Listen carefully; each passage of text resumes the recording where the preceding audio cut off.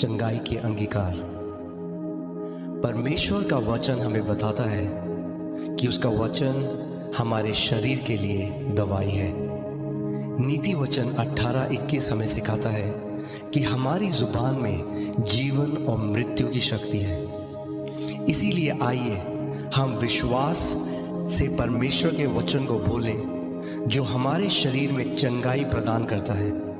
इसीलिए जब कभी आप विश्वास से इन घोषणाओं को सुनते हैं और उन्हें जोर से बोलते हैं, आप पवित्र आत्मा की चंगाई की सामर्थ्य को अपने शरीर के बीमार अंगों में खोल देते हैं। चंगाई की ये घोषणाएं दिन में कई बार जोर जोर से बोलें, जैसे कि आप अपने लिए या फिर किसी और के लिए दवा की खुराक ले रहे हैं। मैं घोषणा करता हूं कि मसीह ने मुझे व्यवस्था के हर एक श्राप से छुड़ा लिया है।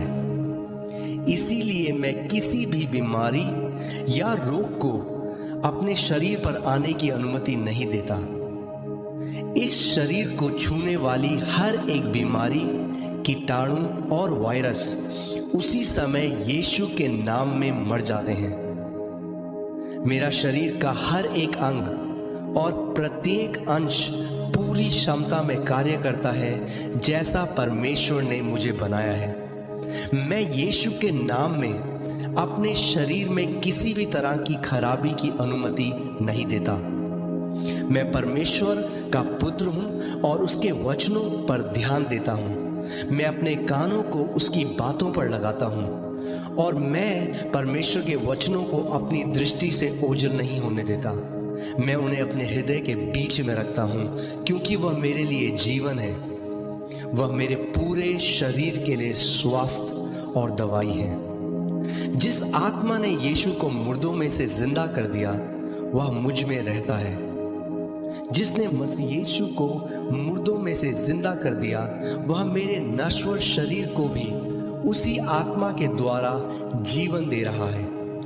इसीलिए मेरा हर एक अंग जो पीड़ित था इसी समय परमेश्वर की चंगाई को और परमेश्वर की पुनरुत्थान की सामर्थ को इसी समय प्राप्त कर रहा है।